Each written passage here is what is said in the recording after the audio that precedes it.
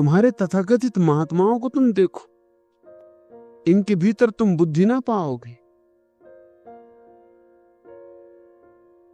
इनको तुम बिल्कुल बुद्धू पाओगे, मगर ये तुम्हें बुद्धू दिखाई नहीं पड़ते, क्योंकि तुम्हारी धारणा ये है कि देखो उपवास कर रहे हैं। अब उपवास से बुद्धि का क्या संबंध?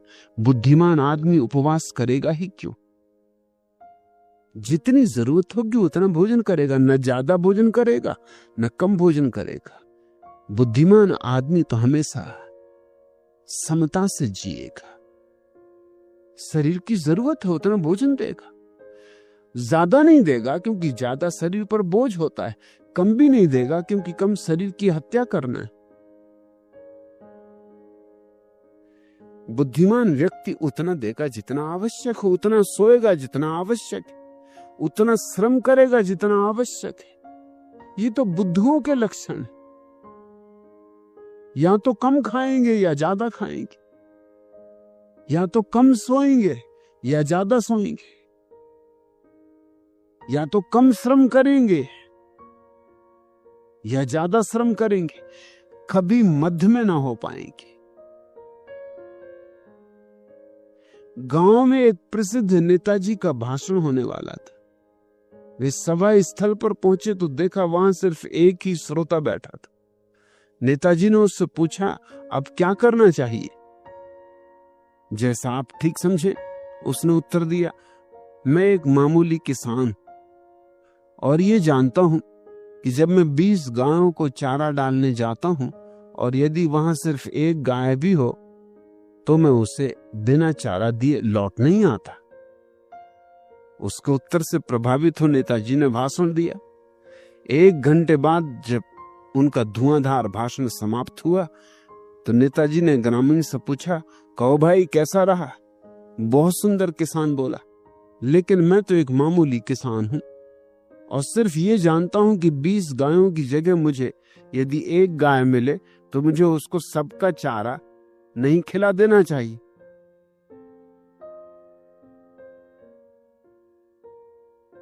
और आपने यही किया कि गाय तो एक और 20 गायों का चारा मुझ गरीब को खिला दिया। बस भागी भागी तबीयत रही कि कब भागूं, मगर अकेला हूं, भाग भी नहीं सकता। अब आपकी आंखें भी मुझी पे गड़ी हुई। कई बहाने खोजे मगर कोई बहाना हाथ ना आए। अच्छा भी ना लगे कि अब अकेले आदमी मैं ही भाग जाऊं तो फिर भाषण कैसे चलेगा और नेताजी क्या सोचेंगे, बुरा इनके मन को न लग जाए। मगर इतना कहता हूं कि आगे जरा ख्याल रखें, जब गाय एक हो तो 20 गाय का घास उसके सामने न डाल।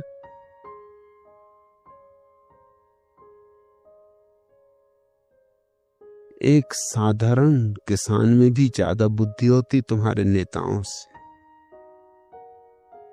फिर चाहे वे नेता धार्मिक हों और चाहे राजनीतिक, कुछ भेद नहीं है उनमें। तुम उनको नेता ही किस लिए कहते? तुम्हारे नेता कहने के भी कारण बड़े अजीब होते। कोई चरखा चलाता है, हाथ की बनाई हुई खादी पहनता नेता हो गया।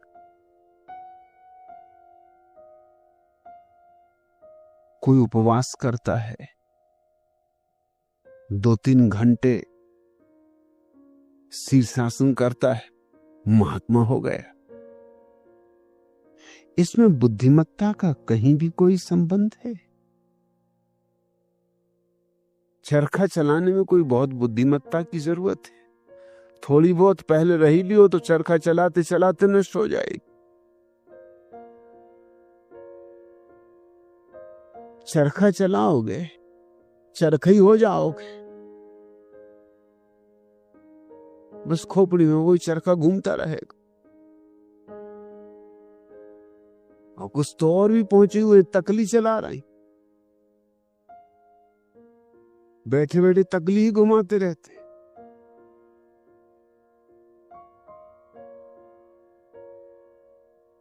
तुम जिनको धार्मिक कहते हो, जिनको तुम महात्मा कहते हो, कभी सोचो भी इनके भीतर कहीं भी कोई प्रतिभा का लक्षण दिखाई पड़ता है? कोई मेधा दिखाई पड़ती है।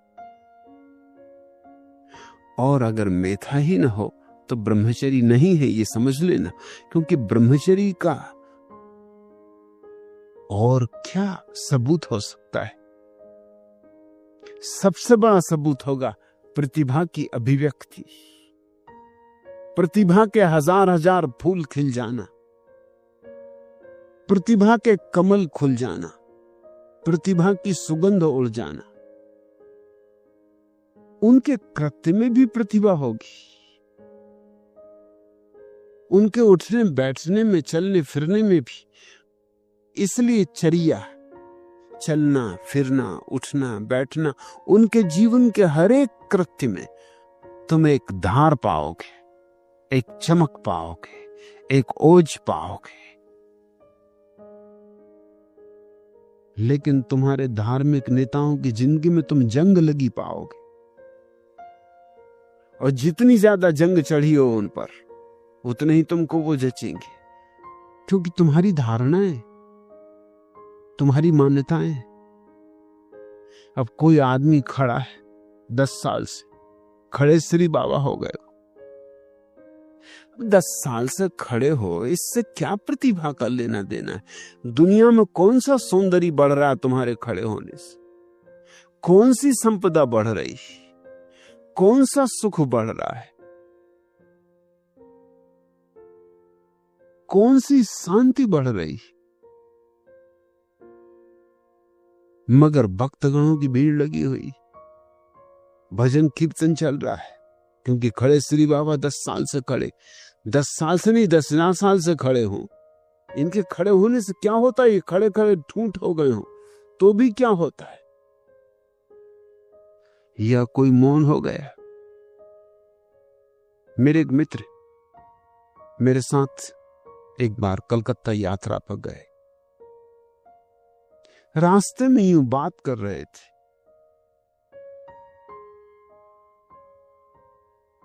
एक मौनी बाबा थे, उनके वो भक्त थे।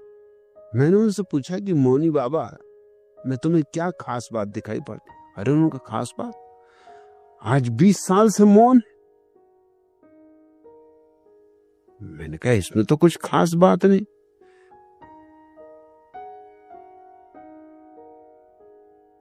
मौन होने से क्या होना है? मौन होने से उनकी प्रतिभा में क्या निखार आ गया है? मौन होने से उनके जीवन में कौन से दिए जल गए?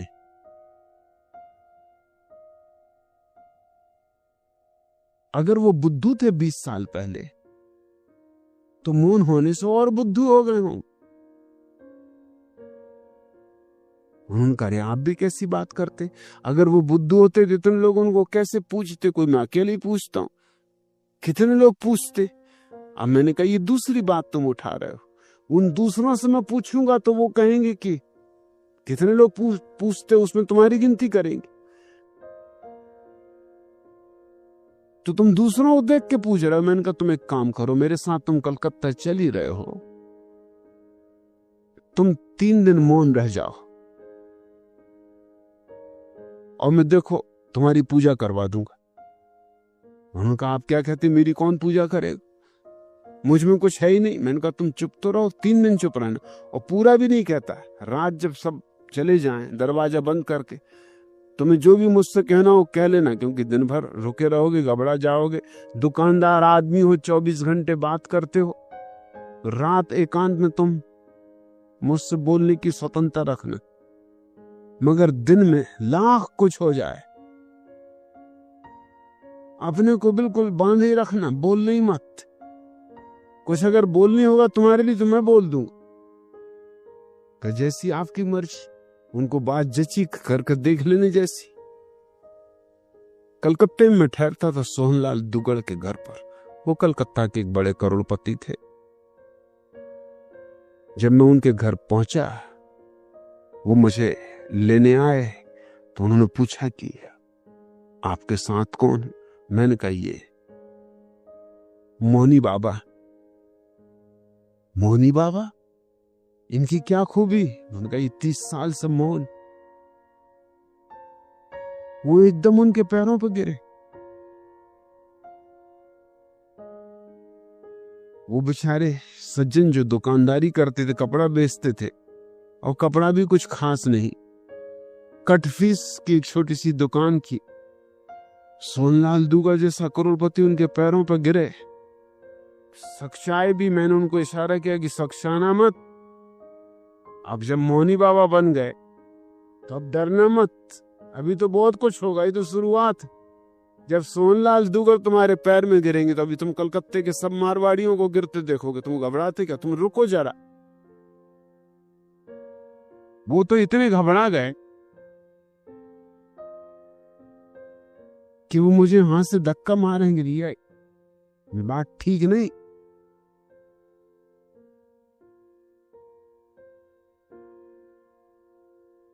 घर पहुंचे सोनलाल ने जल्दी से अपनी पत्नी को बुलाया कि मौनी बाबा। मोहल्ले के लोग इकट्ठे हुए कि मौनी बाबा है, 30 साल से मौन। और मौनी बाबा पे जो गुजर रही वो मैं जाने, कि वो रात का वक्त देख रहे थी, कब रात आए कि अपनी दिल की मुझसे कहे। जैसी रात आई, दरवाजा जल्दी से बंद करके मेरे पैरों पर गिर पड़े और कहा कि मुझे माफ करो, मुझे ये काम करना ही नहीं, मुझे जाने दो, मैं तो अभी भागे जाता हूं, रात को चुपचाप निकल जाऊंगा। ये क्या झंझट मेरे पीछे लगा थी?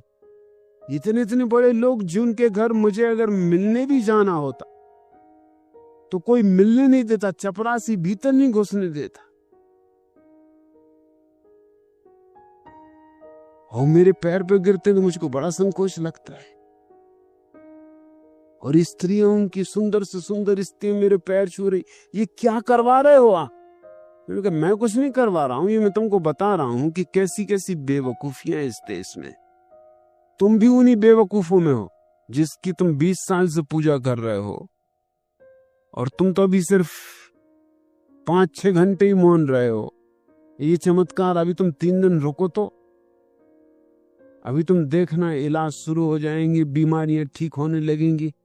अरे उनका आप क्या कह रहे हैं? मुझ में कोई चमत्कार नहीं, कोई शक्ति नहीं। तुम, मैंने कहा फिक्र ही मत करो, सब आ जाएगा। मौन भर रहो और दिन भर रहो मौन, मगर दिन में बोलना मत और मुझको धक्के वगैरह ही मत मानना, क्योंकि लोगों को शक पैदा हो जाएगा कि बात क्या है। तुम तो अपने आंखें बंद कर लिया, अगर बिल्कुल सहने के बाहर हो जाए, आंख बंद कर लिया, अपने भीतर ही भीतर नमोकार मंत्र पढ़ने लगे कि होने दो जो हो रहा। 3 दिन में तुमकी डुंडी पिट गई, अखबारों में फोटो आ गए। रात को मुझे फोटो दिखाएं कि क्या करवा रहे हो। अगर मेरे घर पता चल गया, अगर मेरी पत्नी बच्चों को पता चल गया तो तुम तो मेरा घर लौटना तंग बंद कर दोगे। ये अखबार अगर वहां पहुंच गए तो मेरी मुसीबत हो जाएगी। और फिर मेरी दुकान की भी तो सोचो। और इधर मैं कट फीस खरीदने आया हूं, तुम नाक रास्ते में मिल गए। अब मैं कट फीस कहां खरीदूंगा?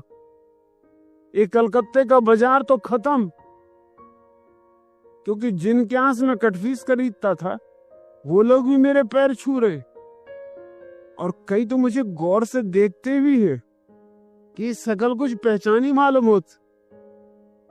1-2 आदमियों ने प्रश्न भी किया कि 30 साल से मौन है, इस शकल कुछ पहचानी मालूम होती। मैंने कहा देखा होगा किसी पिछले जन्म में। अरे जन्म जन्म का नाता है। उन्होंने कहा ये बात ठीक, ये कोई साधारण साधक है जो जन्मों से साधना कर रहे हैं, कई बार तुम मिले होगे पिछले जन्मों में, इसलिए शकल पहचानी लगती। कहा लगती तो पहचानी सी सा, मतलब कहीं देखा है।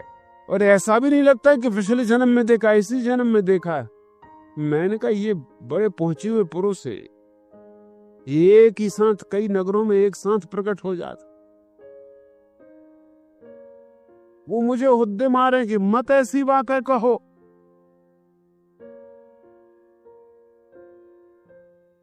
मेरी कमीज खींच रही, मत कहो भैया ऐसी बात है, मत कहो, ये बिल्कुल झूठ बात है।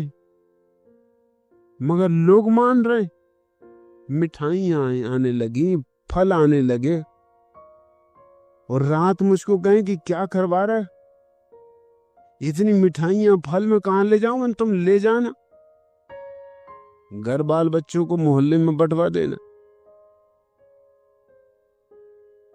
इस स्टेशन पर जब उनको लोग छोड़ने आए, कटफिश तो वो खरीद ही नहीं पाए, क्योंकि अब कहां कटफिश खरीदे, वो कोई देख ले कटफिश खरीदता कि मोनी बाबा कटफिश खरीद रहे। रास्ते भर मुझ में नाराज रहे कि और सब तो ठीक, मगर कलकत्ते का बाजार खराब करवा दी, अब मैं कलकत्ता कभी न जा सकूं।